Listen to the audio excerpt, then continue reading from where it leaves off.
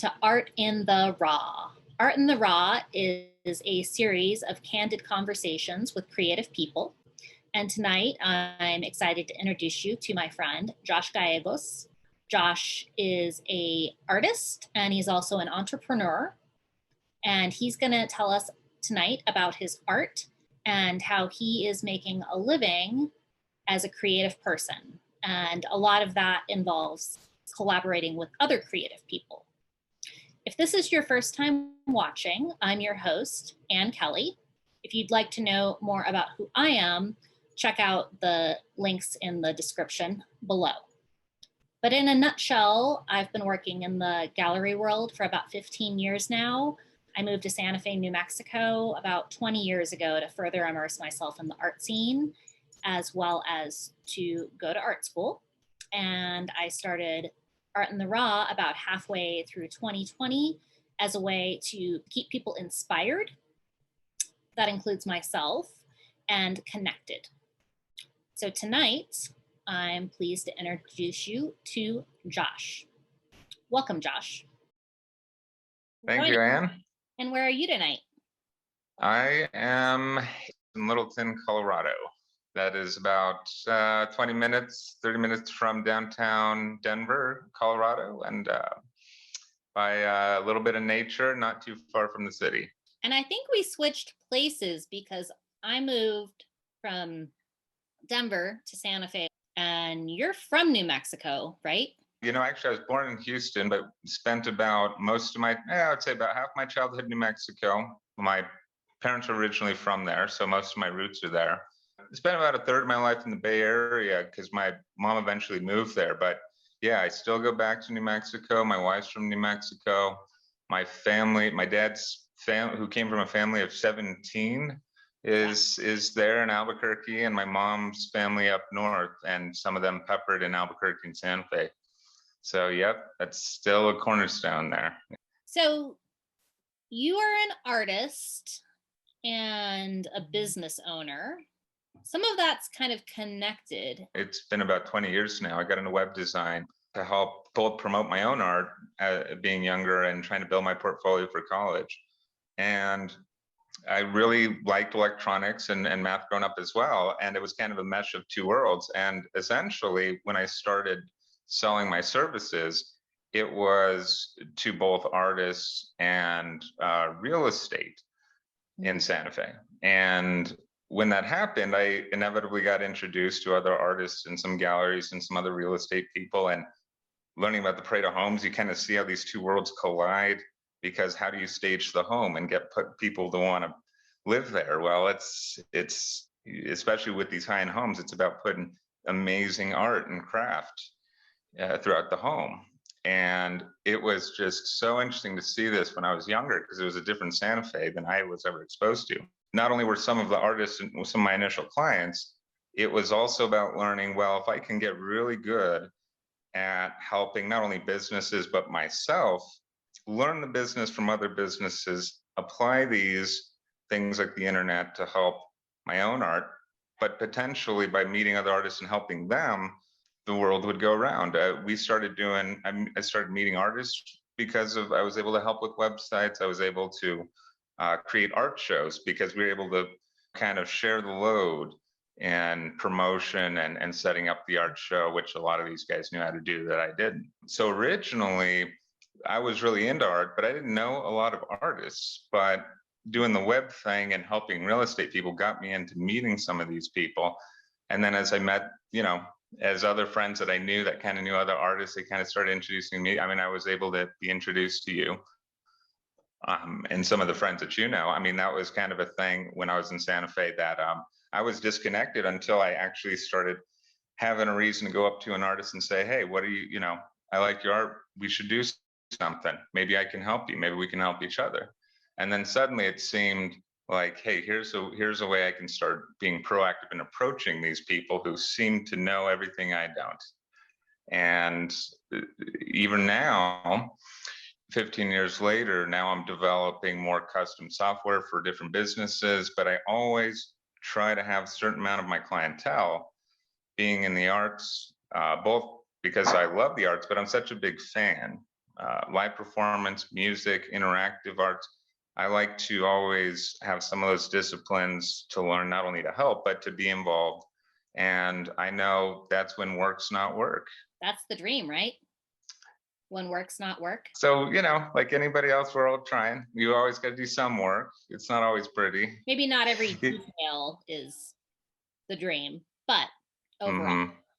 Yeah. And if you like the people you're working with and you love the stuff you're dealing with, such as art, it's definitely the best of both worlds. Yeah.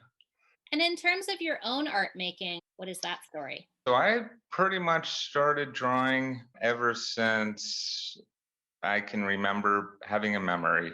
I mean, basically, since I was 2 or 3, I was drawing with chalk, paint, anything. Well, I had some artists in the family. It was something that I kind of had to do by myself. And then eventually I had some step family that I got close to when I moved into the Bay Area in California. And at the same time, Silicon Valley was bubbling up. So you kind of had these two extremes of both the art world and grunge music and punk and all these things. You had some of the best athletes aren't playing football and basketball, but some of them are doing X Games and all this stuff. And it was just a different culture compared to the gangster rap and stuff that was happening in New Mexico at the time. And these guys were doing art. I mean, they were for fun, drawing crazy pictures of and replications of comic books and, getting these behind the scenes movies of The Crow and Spawn. And it was just this old different culture. And they would just left such a big impression on me. It just made me work that muscle. When I came back to Santa Fe, it was hard to keep up like a cohesive friends who did art, but you could see art everywhere in Santa Fe. So you knew it was there. It was always just kind of elusive.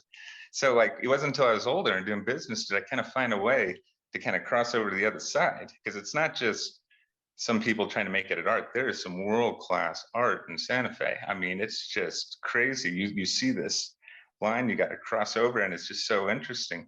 But getting into art, I mean, it was something where I was going to school in high school, and all I was thinking was double major, let's get a scholarship for science and business. And art, somehow I'll fit it in there because there's no way that's going to pay the bills. And suddenly, I just realized, like a lot of people do in college, is you got to do what you love or else you're not going to be that great at it. Web design and that kind of thing helped mesh some of the business and technical parts, but eventually I started applying and doing my art on the side. It helped me pay the extras for my school. I started my business in college and I was able to start selling my art and tech at the same time, and kind of the rest is history. I had a scholarship to the San Francisco Art Institute, but at the time, there was just no way I was going to be able to afford to live in California by myself and all of these things.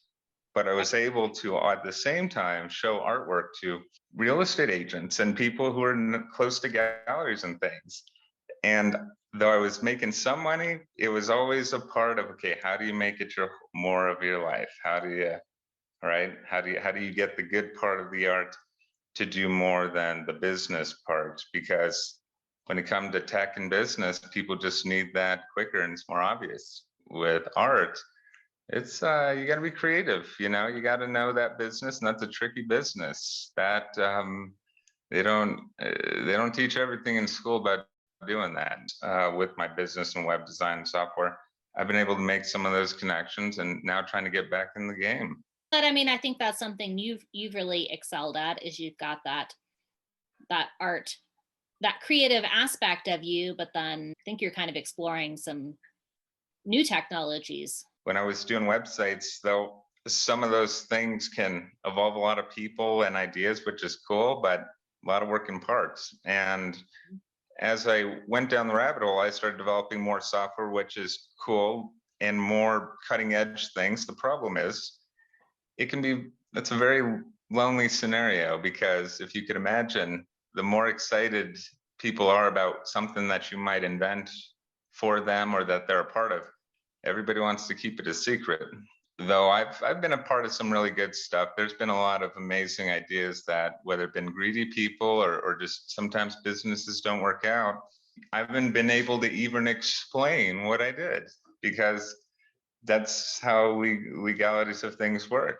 it was at the time part of a bigger dream, but that's, sometimes these things happen. And, I have a lot of interesting stories there, but was actually involved in doing something with the music industry that was going to be really cool. And I think we'll still maybe do it, but it was about doing something with essentially technologies that not only help musicians and people essentially organize and make the show happen and sync up in this amazing way, so things just flow smoother.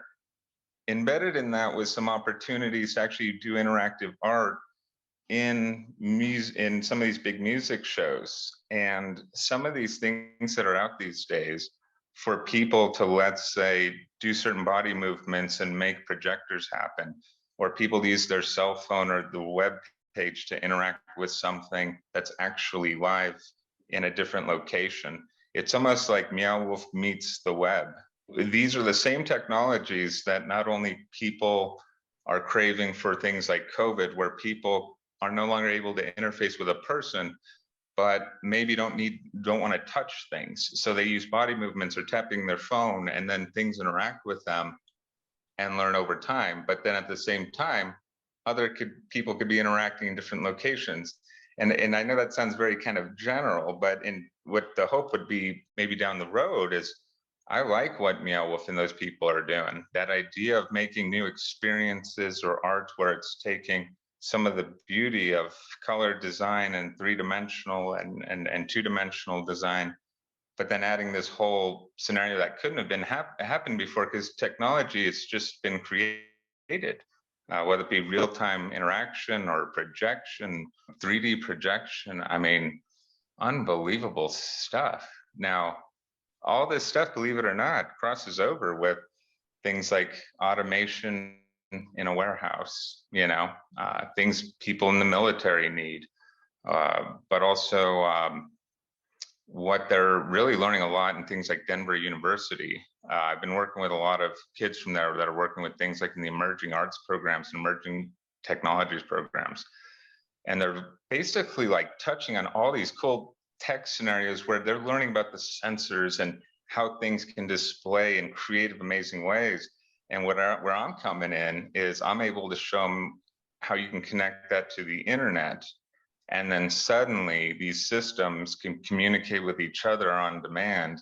And you just get this palette of interactive environments that not only could be beautiful, but I'm actually working with a lot of schools to try to make some of these environments that could be something to try to get the kid out of the confined room and computer and do something that might be more memorable because they're interacting.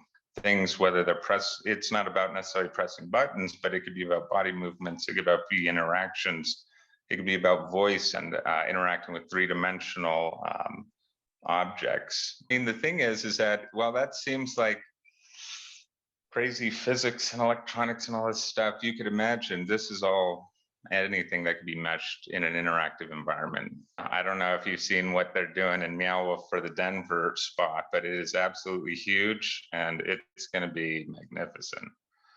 I've been watching what they're doing in both Denver as well as Las Vegas. It's looking pretty wild, I gotta say. And just in terms of what you're up to, I mean, with this crazy COVID year, I don't know, it must be interesting to be in the business that you're in, where not that all of, everything digital wasn't important before, but it's 20 times more important. Just in terms of communicating. It's really interesting. It's definitely true that the demand is up, but it's also true that I don't know one digital company that has just been having a smooth ride up right now. I think what it is just one of those times where if you know how to change and transition, there is more opportunity. Mm-hmm. It's like for me, for instance, I mean, I'm working with this amazing tech that deals with concerts. Now concerts are suddenly shut down. I had to change half my company. I knew some companies that most of their portfolio or brands dealing with big sporting teams and then now and big music events, and now suddenly all those clients had to push that off, so their company basically collapsed. So it really depended on some of these companies. If you had enough clients that were going to still be in business, as well as some of those, like you said, who's maybe suddenly are on that rise because everything's online and they had that benefit, and they're now putting more of their budget there, or they're a big enough company and now they're putting their budget there.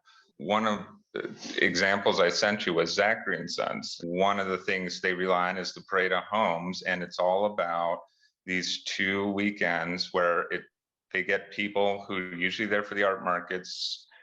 They put most of their budget into paper and to make sure their open houses are accommodated to handle the influx of thousands per weekend. And now that this foot traffic is no longer a possibility, it doesn't make sense to put any of their budget into paper. So now you got a lot of people, though, they want to do business with you, but you still may be dealing with a lot of people who need education, people that maybe they need to take big steps and they're only ready to take little steps.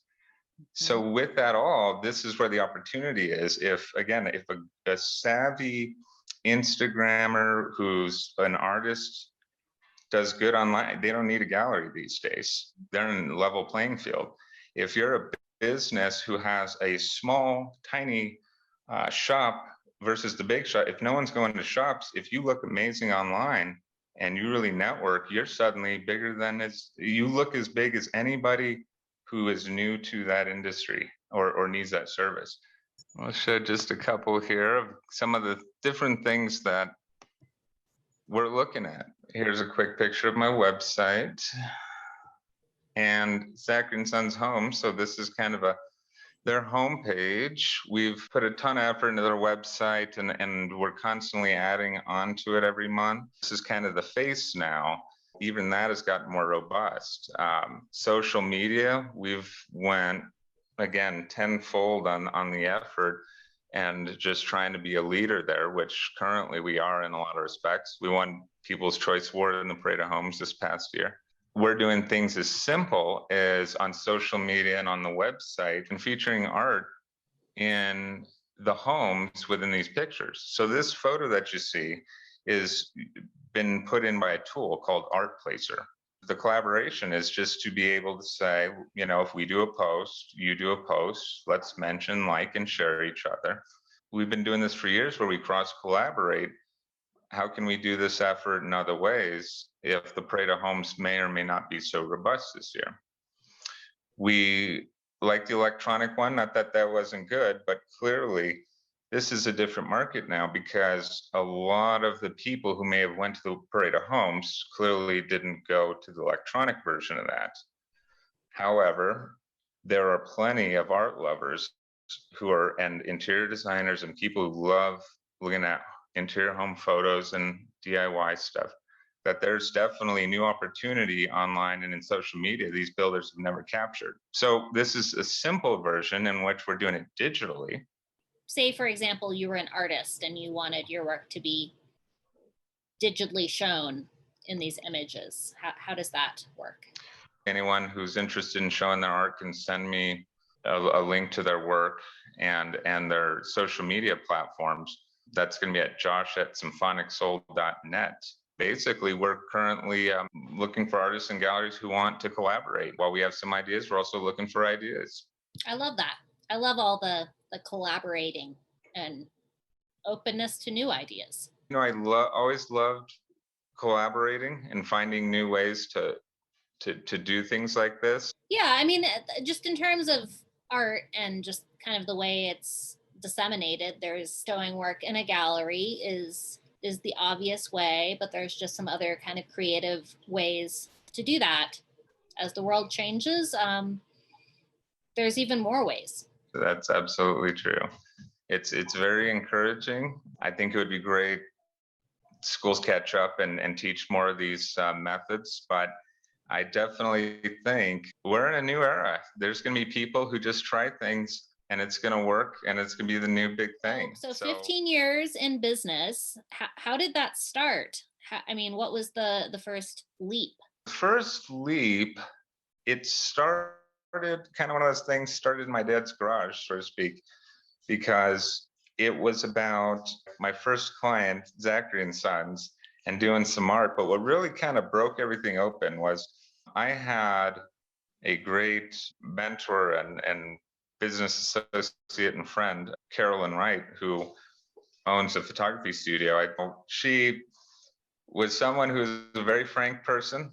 She seemed to like me, but seemed to kind of know what I could be doing better in. But she knew that I was ambitious, and she started taking me along to some of her networking groups, these small business, like BNI networking, these small mixers and things where we could go meet some other business owners, go give a speech about what we're doing. And I was the young guy by at least 30 years, way overdressed. I mean, I had a tie, a button shirt. I mean, it was tucked in, and everybody there is just, looking at me like going, what are you dressed up for? and plus we should add, this is Santa Fe. So that's, that's almost like showing up in a tuxedo and a hat. Oh yeah. Thing, oh, right? Yeah. And it was so, and it was so tough. I was almost like, it took me a couple months almost to bring it down a notch, because I was like too embarrassed to like, what's in the middle? And I didn't try to think like I was sharper than I was. And they helped me out, there was a lot of people who gave me advice. There was a lot of people who introduced me to other people, and they just taught me this thing about networking. I mean, I'm by all means, anxious introvert. Like, I'm jumping in all the time off of a diving board, but that was my diving board into networking and realizing how far I got with just a portfolio and a couple people knowing me, and actually shaking hands, giving a speech, and doing it the uncomfortable, effective way. That's inevitably what got me to have a full-time job of this, not just I have this one client, I'm selling a little bit of art. Eventually, I was selling just enough art with just enough clients that now I'm doing a full-time gig. And it was the networking. Again, I wasn't the best speech guy, but I was pretty good at preparing, and I got better. And people, they give you a lot of credit for having some guts and humility and going for it. I think people forget that. And I think what also sometimes people forget is there's lots of business owners that they have a work ethic and they got a craft, but they're not necessarily the smartest people. And that should be the most inspiring thing ever, because you meet these people who are doing amazing things and they didn't have everything, and they will never tell you they have everything. And it teaches you really quick, you don't need to have everything to do amazing things. And the power of feeling that, combined with enough people seeing that, hey, you're genuine, you're putting yourself out there, that's what really kind of took it to the next extreme. And then from there, you kind of meet some of those key people who really make things flourish. And then eventually you might go, well, is there enough people like that here that I can connect with, or should I move somewhere else? And for me, a little bit was going to Austin for a few years, and now in Denver. But I still have a lot of business in Santa Fe, so that's never going away. The power of the internet and staying connected. Absolutely. Well, do you want to tell us a little bit about your personal artwork? You want to pop up on the website or Instagram? I've been posting some of my classics and a lot of the new stuff. A lot of these things I did with pastel and charcoal, and a lot of things dealing with like kind of the subconscious things that blur in your brain at night. And I really got interested in this technique, and I did a lot of pictures like this where it's about accentuating the white spaces in the paper. And the one thing that I'll tell you, I mean, I love to paint, but acrylics are just so tough, and it seems so hard to get anything finished compared to pastels, where I think it's the using the fingers, like sculpting. I think I would almost be a better sculptor if that's what I did, because my hands are more ready, trained for that, but pastel's the happy medium. I'll tell you, I don't know if you've ever been to Spain. I'm Spanish, so I got to go to the motherland a couple of years ago. Amazing pastel. I mean, just photorealistic. I just can't believe it. I am just so humbled to see that. I did have the opportunity to go to Spain once. Amazing experience. Where did you go? I went to Madrid, I went to Barcelona, and I went to Ronda down south, down in the southern area of Spain. One that looks more like one of those old little cities in Italy, just like from an old painting. Every place you turn and look at, you could just take a picture, and it just seems like an amazing landscape you couldn't even imagine. And I went there for my honeymoon. I was there for a few weeks, and everything from the food to the music to the architecture, I was just so blown away. And it was one of those things where I just beg anybody who's in New Mexico, I mean, especially a lot of the Hispanic community, my big old family, you gotta go to Spain. You gotta put it on your bucket list. It has this charm. Everything's charming, and then half of it you don't know why it's charming, and it's just that part of your heritage. It's interesting.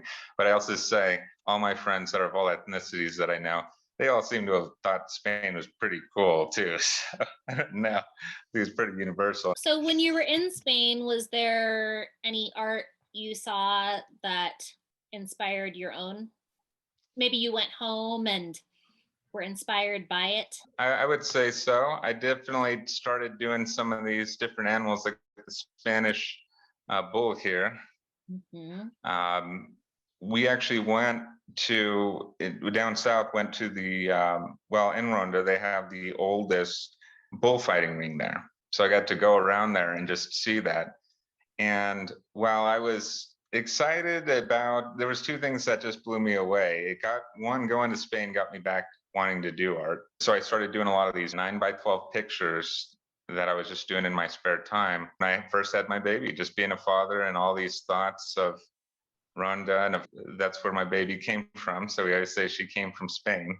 From that, one of the latest things I've been getting into is, and this was kind of my first ever kind of doing inkjet transfer on canvas. And this was me doing this of my daughter.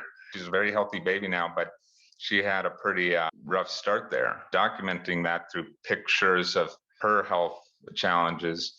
Like, it was a long time since I actually made something that was not only for me, but also something where I felt it needs to be realistic somehow. And this is where I'm kind of exploring the printing. I'm also intertwining things like surreal nature of like what I like in Spain, what I realized how much surrealism seems everywhere in their architecture and their food. Now, where I always had to have a twist, I now feel almost like it's like a Spanish twist, bending what you're trying to imagine and feel to what reality actually is, throwing those elements of the subconscious. So bending reality, the idea is trying new methods. I'm painting this one's for fun, but essentially my daughter was drawing a bunch of random circles when she was a kid. And I thought, oh, I'm just going to make a painting all around whatever she drew in red marker and green marker. And essentially you can see all these random highlights in there, but it was like just painting outside the box, getting totally outside the box, let other things navigate the content of what's in there, or even the form of what's in there, and work around that. And lately, as far as some of my nerd art themes in my other life, in the engineering side, how do I express that on canvas without being literal about it? I'm starting to do things where I'm using characters from code and numbers and symbols and different things to make not only animations, but prints that I'll put on canvas and make abstract pieces around that. This blue one doesn't have any print, but this is essentially me putting in different emotions of what it's like to just be overly geeked out, too in the zone. It's too dark. Everything's just looping around. And it almost seems like, whether it be the voices in your head or the people at the dinner table just trying to pull you away. And I'm thinking, well, maybe making some art that brings in some of those experience of the engineer and the passion of the engineer. My wife works for a hospital and does a lot of testing, biotesting, and a lot of the bioengineering and things there are all hugely relevant right now. And it's like, you got time, you got engineering, you got creativity. How do we find the solution?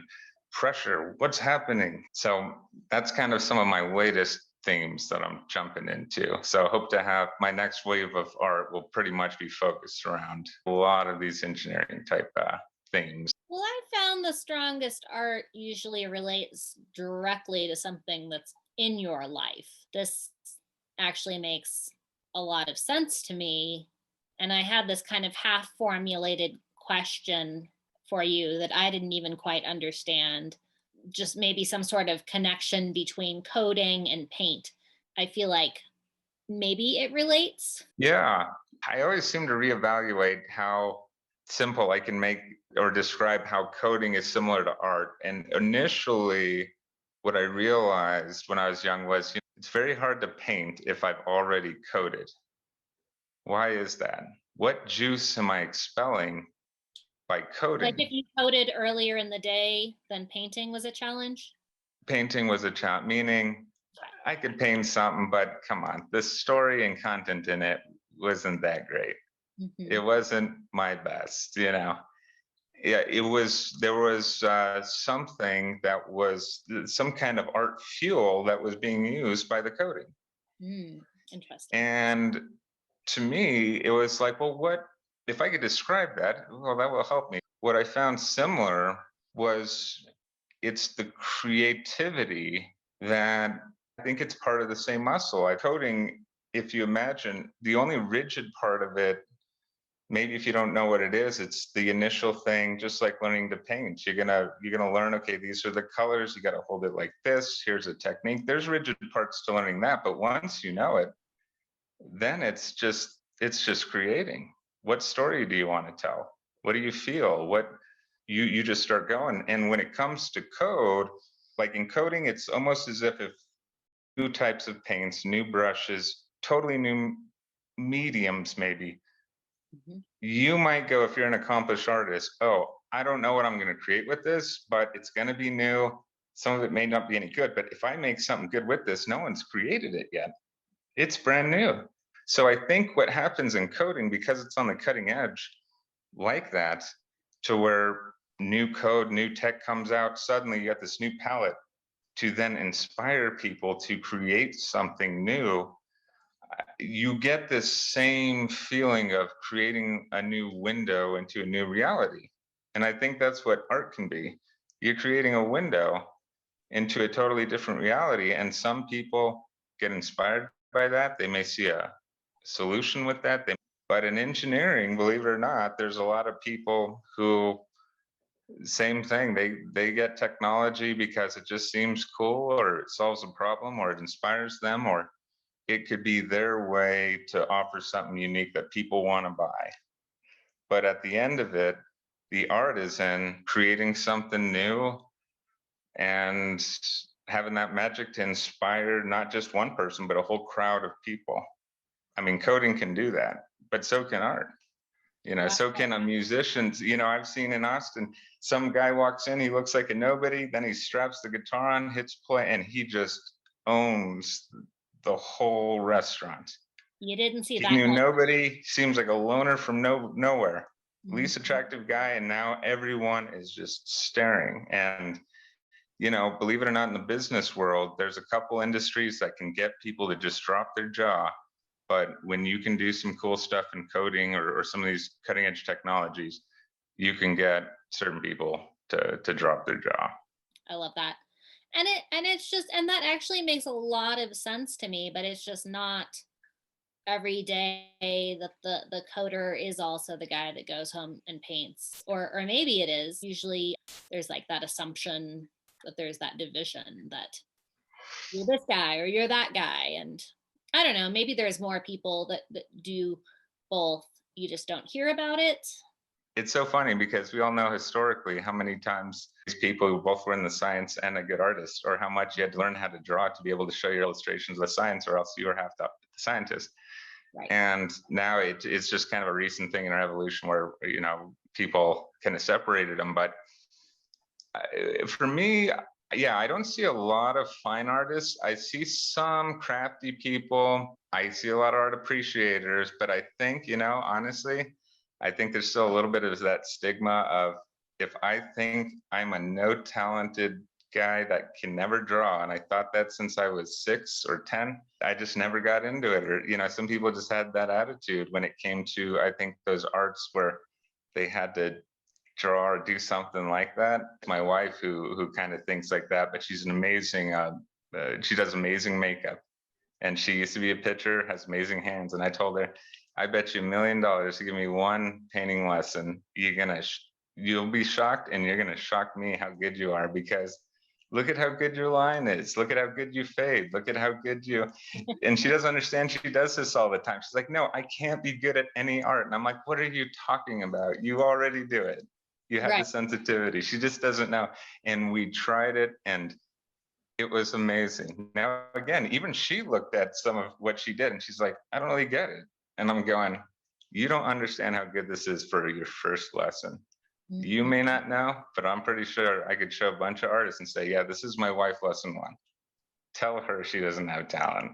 And it's just people, I think, if no one told them they were a talented artist when they were young, they just think they'll never have it. And I think they just hope, I just wish more people saw artists who are great now, who didn't used to be that great, how good they were at the beginning. Everyone has to start somewhere, and it's amazing how good people can get at some of this stuff. I definitely think there are some engineers who do art a lot more, who appreciate it, but I hope with now the internet, there's just way too many lessons to where people can learn a lot of different arts by themselves and take the first steps, because I would have loved for that to have been around when I was younger. Oh, for sure. And then I guess there's also the making art, which also is making music. And, you know, do you put it out there? Do you share it with other people, or are you just playing music in the basement, or drawing when you get home and hiding it under the bed? So there's also that putting yourself out there aspect to that. Maybe coding's a little more disguised. You know, you're not coding the Josh masterpiece, or maybe you are, but it's not framed as that. If that Right. That's you know, it's an interesting thing. It's really tricky, you know, because it's one of those things where, just like in art, where if someone's hiring you to do an art piece, it could be, I want you to paint my family while we sit outside on this table over here. Or it could be, I just want you to paint what you like to paint, and I'll take it. Or it could be, let me pick one of your paintings you've already done. Or here's the inspiration. How would you paint it? And give me a couple samples and I'll pick one. That's all a different levels of flexibility someone gives you creatively, and different pressure and different probably amounts of fun you get out of it. Coding can be a lot the same, where you may be working with other people, you may be doing it on spec, so it seems like it should be a creation, and people think it is your creation, but really they don't know. Because it's disguised, I think the only issue is people don't know how to give the credit. And that's not, and I'm not saying that in a way for people to flatter me. This is more about it really is a broad range of who collaborates with a tech or coding project, and you just get varying results. And you know, it's almost like a movie. If they paid enough, it's produced by whoever's name at the end. So it's kind of interesting. There's been things I've done, gotten no credit, only paid for. Things I've done where people thought it was me and the quality was bad, and it was really one fraction of me, and I was just following orders. So it's kind of a strange scenario. It's kind of a gun for hire kind of craft, but I'm always doing enough of my time where I'm creating my own things. And I'm always doing these entrepreneurial projects where I'm doing them for the art or education or things like that, where it is all me. And that's when it's mostly art, because it's just anything I can create and no control. And let's get creative. It's all connected. Mm-hmm. Well, I think it's great that you do both, and but you put it out there. You put all of it out there. Yes, it's painful. It's like getting all that hard criticism stuff. It self-perpetuates itself if you can just get it started. And I think we all kind of have things in our life where we know that effect, where it wasn't comfortable at the beginning, but it worked out. And I think also meeting more people who've done it before makes it simpler to take those first steps and just get it out there. Once you get it out there, people can collaborate with you and make you better. So what were some of the challenges that you faced when starting your business as well as putting your art out there? I'm gonna mix them together. I would say the biggest was managing the art and the business and not having to choose between one or the other. And of course, there was a lot of times where I knew art was the riskier thing, and because I needed the money and to support people, I couldn't choose the art. That was really hard, and it was hard because there's a lot of people I knew me who cared for me who didn't really understand. They loved my art, but they didn't understand what that meant to me. It's hard to empathize with that type of sacrifice. The biggest thing is that I never stopped drawing and keeping those ideas of themes to make pieces. So I always had a tracking that if I do art, I'm going to be loaded with that honesty of the ideas of what I was feeling and what I could grow off of that.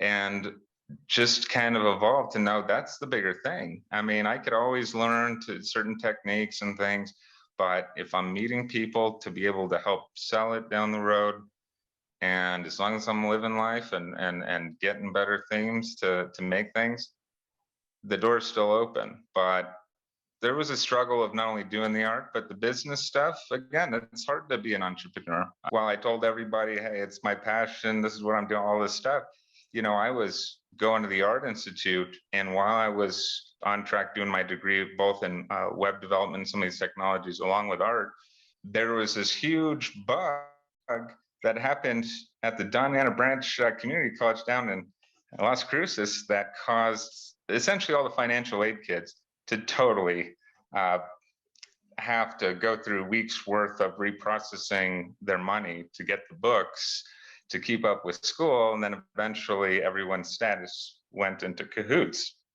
It eventually messed up any opportunity to go to art school. And actually, I couldn't go to college at all when I was on scholarship. And I was eventually at my dad's house thinking, how do I get out of this garage? And through thinking, well, I know I don't like talking to people, but this lady Carolyn's saying she'll take me to her networking groups. What choices do I have? And I thought, you know, I still went through enough years of college. I'm a pretty smart guy. I don't have anything to lose, everything to gain. And what excuse am I going to have if I don't try? And so much of moments like that, I think, happen in business. And if you know how to handle them, they're also the same times to have huge opportunities. And I didn't have a family that could afford to get me back into any college. But it's, as long as it seemed like I was a sharp guy, no one was going to question that I had a degree. And eventually what happened, I helped up enough people. I proved my worth. I figured out how to be a good professional. And 15 years later, I'm doing all right. But it wasn't without putting myself out there, going through struggle. And definitely, people saw me in some times that made them almost so embarrassed for me. I think if a younger person does it, it seems embarrassing, but older people, sometimes it just seems like business as usual. But sometimes they don't hear those business owners' failures, or they don't show them when they're vulnerable. So there were times where maybe I was vulnerable with close friends and it scared them a little bit. They were just like, Josh, you got to get out of this. And I'm thinking, well, what choice do I have? Where am I going to work? There's been a lot of struggles I couldn't talk about. You know, I was a big competitive chess player. The move was not to just tell everybody how bad I was feeling or how hard something was happening, because I knew tomorrow I have another opportunity that could change everything. I got to get ready for that, but I can blow the roof off of it tomorrow.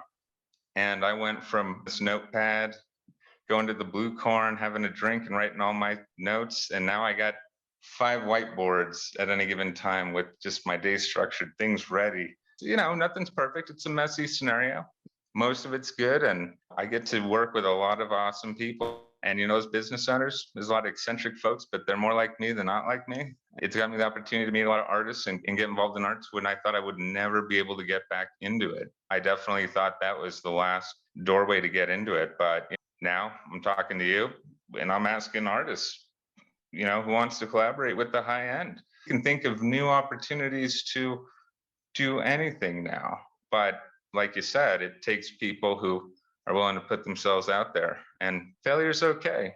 It's all about doing enough things that if you have 2 failures, you want to have 5 winners. How do you succeed if you don't fail a little bit at first, or at least be willing to let that be a possibility? I've known you for a minute, and it's cool to talk to you and see where all of this has gone. I gotta say, one of my passions in life is also just collaborating with other interesting people as well. And no matter the field, I think just being able to do that is really rewarding, and you learn a lot. Absolutely. It's been the greatest education doing the stuff that I've been doing. And it's so much about learning from people who know more than me. I think the more collaborators can get together and explore together, it's amazing what 2 people can do. Is there a favorite type of music or a favorite band that you have right now?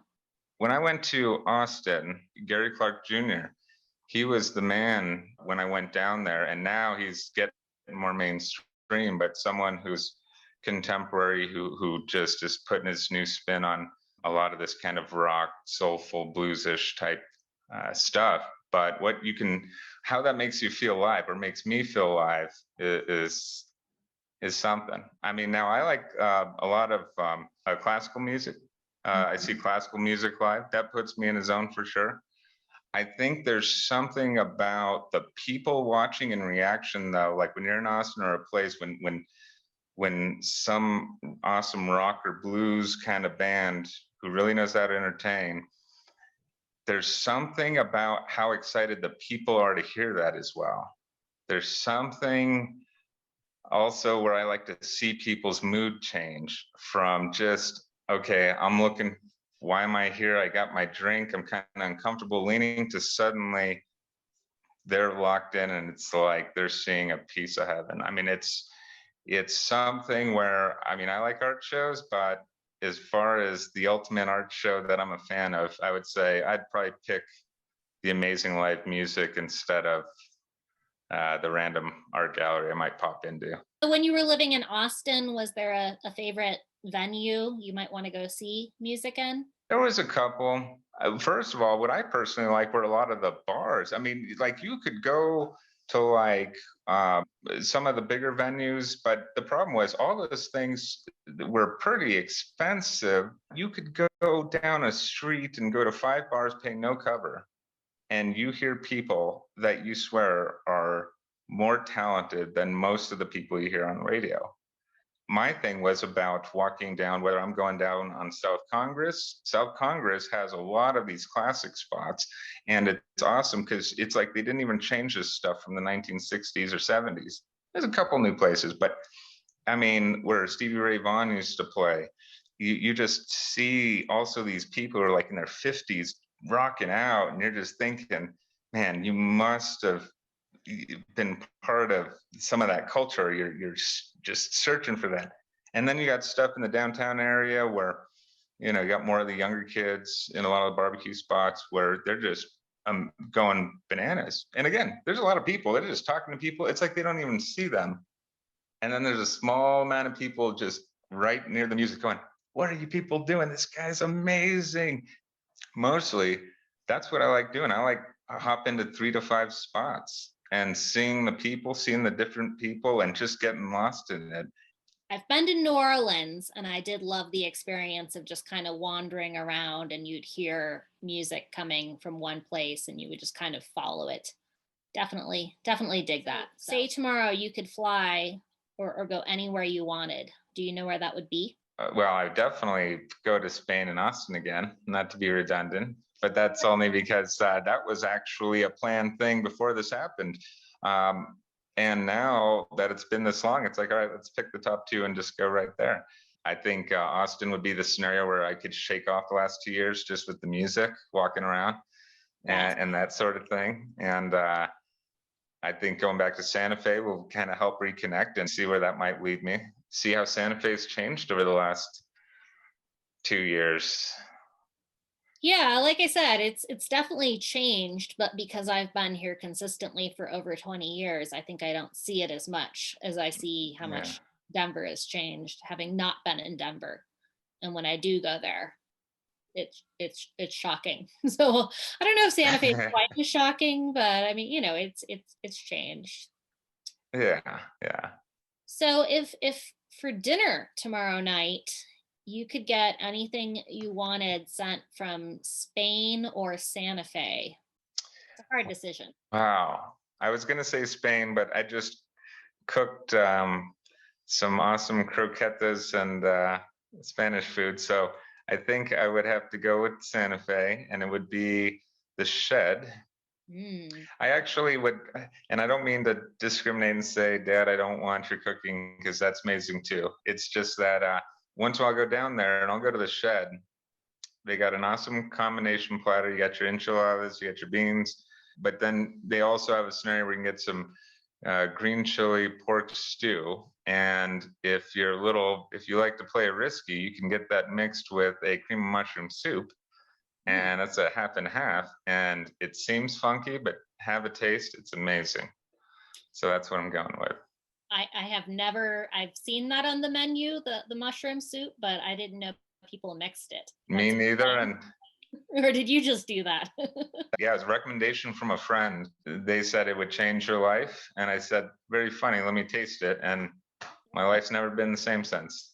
So you know what you're having when you come back. Margarita pairs perfectly with it. And so movies. I've been asking people about movies recently. A lot of people have been revisiting movies. There's also a lot of really cool series on Netflix anymore. Like all of that's become a bigger part of everybody's lives as we've been home a little more. Is there a particular series that had your attention recently? Yeah, there's a couple. I will say one that jumps out of the room for me is Queen's Gambit.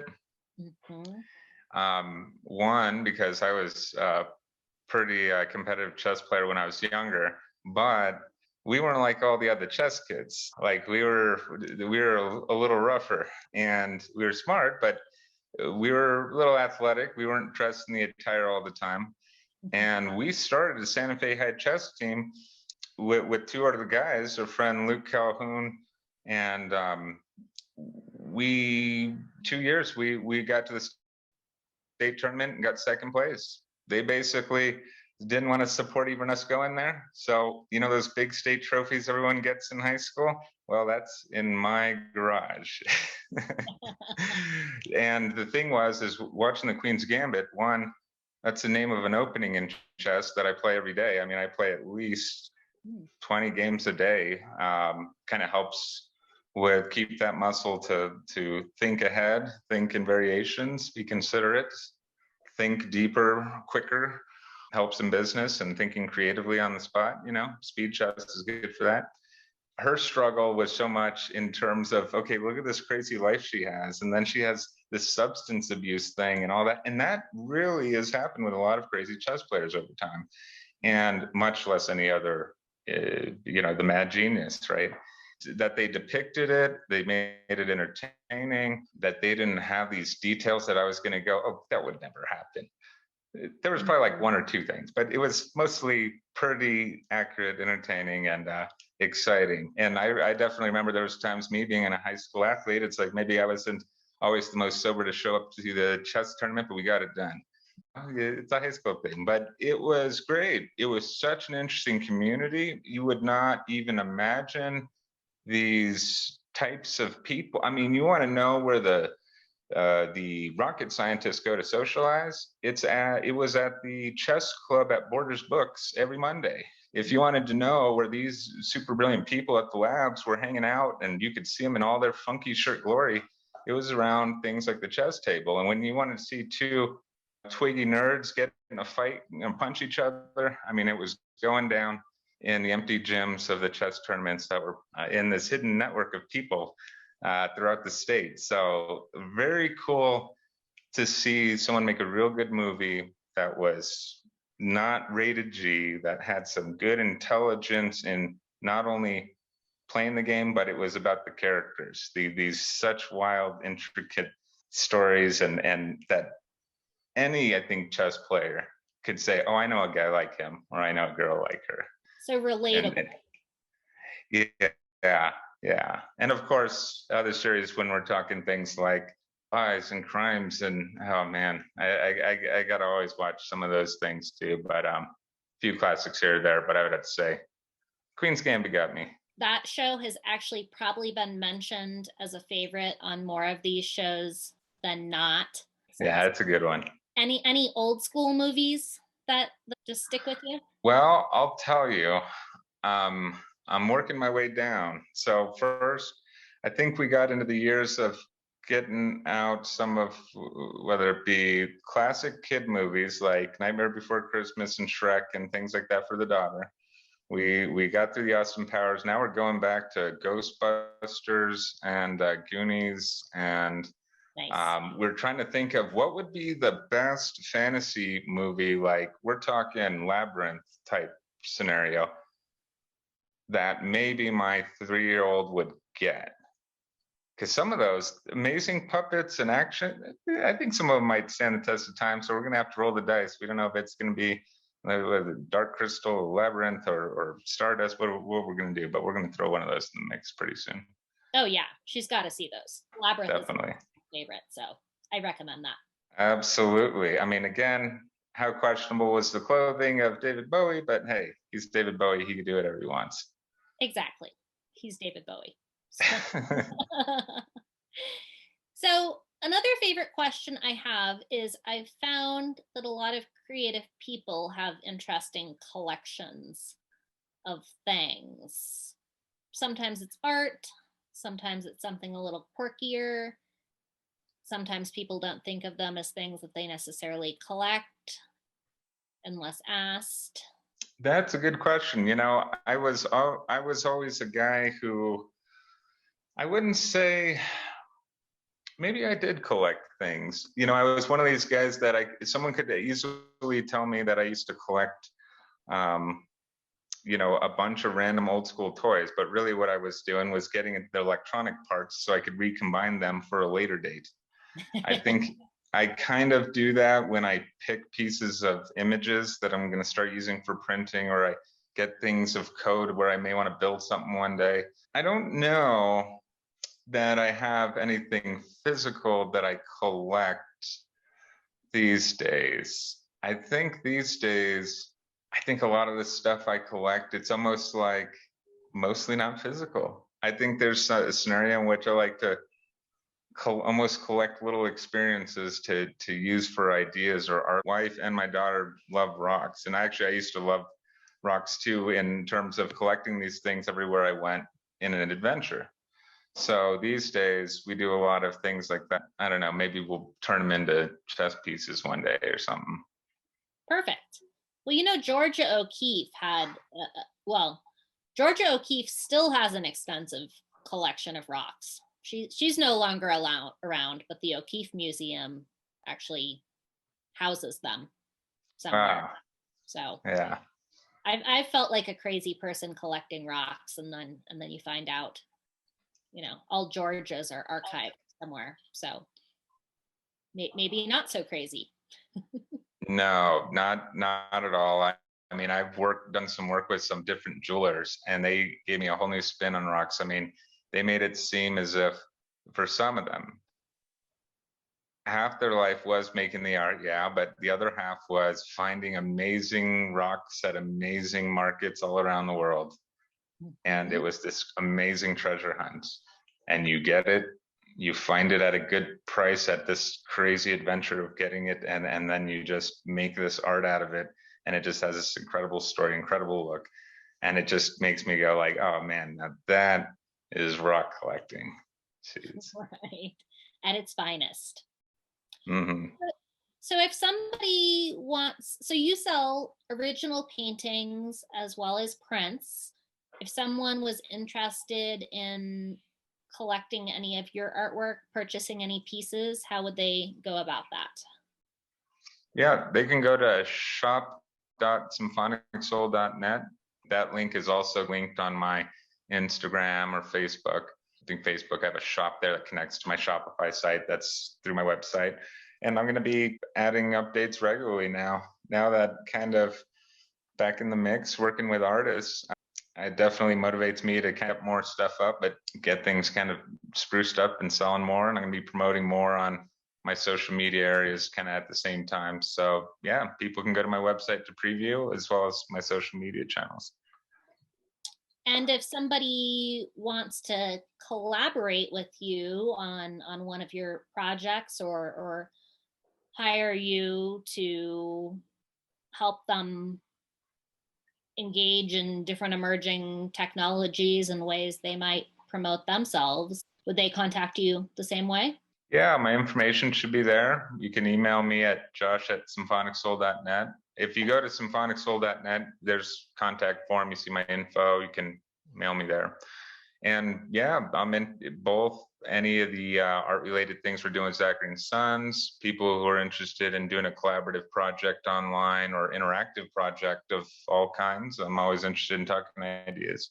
But definitely in terms of any ideas where we can do some collaborations with any business I'm connected to or they're connected to, I'm always open. This is what I do. Check out the description of the video below. We'll have all of Josh's information down there. Is there anything else you want to plug? Any shout outs? Anything we didn't get to that you want to mention? Yeah, I think one thing that will be kind of interesting besides stuff we're doing with Zachary and Sons is like I mentioned, I'm really interested in this year about building more on some of these interactive environments and finding people who are interested in that and expanding that kind of industry and what that could be, and also some of what we're working on here where we're doing stuff that can easily be inserted in any gallery and different displays like that. Definitely there's going to be some technologies that we're already working with where it's easy for people to upload their art and display it on walls, whether it be with augmented reality or photos of their own artwork. We're kind of doing it in a manual sense here now, but we'll actually have platforms that we have technology that does this stuff. Now, the key is with any web project, just because you have the technology doesn't mean that's enough. You need a community, you need influencers, you need the right mix of people to back it. And the more you have that collaboration, the less money and time you need to get it going. So while I have a good range of some of these technologies to meet more motivated people who are artists, who are connected to some people who can grow some of these things, that's always welcome because it all starts with finding people who are ready to put their foot out there and get it going. Well, I love that. Let's build some community. And definitely. We're all stuck at home. Why not? Exactly. Keep the inspiration going, stay connected. Part of my mission as well. Well, thank you so much, Josh. It was good to catch up with you and find out what you've been up to recently. And let's talk soon. Thank you, Anne. Definitely good luck with everything that you're doing. I love it. And I just hope more people can connect and push and grow this thing, and anything I can do to help. So let's keep in touch. For sure. Well, appreciate it, and have a good night. Yeah, you too. I hope you enjoyed the conversation. If so, do me a solid. Please like, comment, subscribe, tell your friends, keep the inspiration going.